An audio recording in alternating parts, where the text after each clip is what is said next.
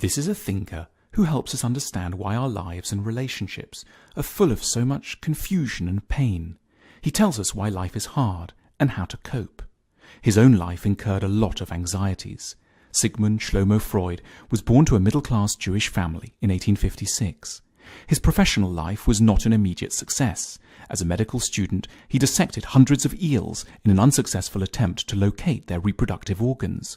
He promoted cocaine as a medical drug, but it turned out to be a dangerous and addictive idea. A few years later, he founded the discipline that would ultimately make his name, a new psychological medicine he called psychoanalysis. The landmark study was his 1900 book, The Interpretation of Dreams. Many others followed. Despite his success, he was often unhappy. During some particularly strenuous research, he recorded, "The chief patient I am preoccupied with is myself." He was convinced he would die between 61 and 62 and had great phobias about those numbers, although he actually died much later at the age of 83. Perhaps because of his frustrations, Freud achieved a series of deep insights into the sources of human unhappiness. He proposed that we are all driven by the pleasure principle, which inclines us towards easy physical and emotional rewards, and away from unpleasant things like drudgery and discipline. As infants, we are guided more or less solely according to the pleasure principle, Freud argued. But it will, if adhered to without constraints, lead us to dangerous, reckless things like never doing any work or eating too much, or most notoriously, trying to sleep with members of our own family. We need to adjust to what Freud called the reality principle. Though we all have to bow to this reality principle, Freud believed that there were better or worse kinds of adaptations. He called the troublesome ones neuroses. Neuroses are the result of faulty negotiations with, or in Freud's language, repression of, the pleasure principle. Freud described a conflict between three parts of our minds: the id, driven by the pleasure principle, and the superego, driven by a desire to follow the rules and do the right thing according to society, and the ego, which has to somehow accommodate between the other two. To understand more about these dynamics, Freud urges to think back to the origins of our neuroses in childhood. As we grow up, we go through what Freud termed the oral phase, where we deal with all the feelings around ingestion and eating. If our parents aren't careful, we might pick up all kinds of neuroses here. We might take pleasure in refusing food, or turn to food to calm ourselves down, or hate the idea of depending on anyone else for food. Then comes the anal phase, which is closely aligned with what we now call potty training. During this period, our parents tell us what to do and when to go. At this phase, we begin to learn about testing the limits of authority. Again, if things go wrong here, if we don't feel that authority is benign enough, we might, for example, choose to withhold out of defiance. Then, as adults, we might become anally retentive, in other words, not able to give or to surrender. Next comes the phallic phase, which goes on until about the age of 6. Freud shocked his contemporaries by insisting that little children have sexual feelings. Moreover, in the phallic phase, children direct their sexual impulses towards their parents, the most immediately available and gratifying people around.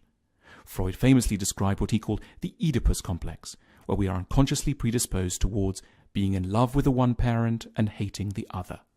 What is complex is that no matter how much our parents love us, they cannot extend this to sexual life and will always have to have another life with a partner. This makes our young selves feel dangerously jealous and angry, and also ashamed and guilty about this anger. The complex provides a huge amount of internalized worry for a small child. Ultimately, most of us experience some form of confusion around our parents that later ties into our ideas of love. Mum and Dad may both give us love, but they often mix it with disturbed behaviour. Yet because we love them, we remain loyal to them and also to their bizarre destructive patterns. For example, if our mother is cold, we will be apt nevertheless to long for her, and as a result, however, we may be prone to always associate love with a certain distance. Naturally, the result is very difficult adult relationships. Often the kind of love we've learned from Mum and Dad means we can't fuse sex and love, because the people we learned about love from are also those we were blocked from having sex with. We might find that the more in love with someone we are, the harder it becomes to make love to them. This can reach a pitch of crisis after a few years of marriage and some kids. Freud compared the issues we so often have with intimacy to hedgehogs in the winter. They need to cuddle for warmth, but they also can't come too close because they're prickly. There's no easy solution. Freud says we can't make ourselves fully rational, and we can't change society either. In his 1930 book, Civilization and its Discontents, Freud wrote that society provides us with many things, but it does this by imposing heavy dictates upon us, insisting that we sleep with only a few, usually one other person, imposing the incest taboo, requiring us to put off all our immediate desires, demanding that we follow authority and work to make money. Society themselves are neurotic. That is how they function, and that's why there are constant wars and other political troubles.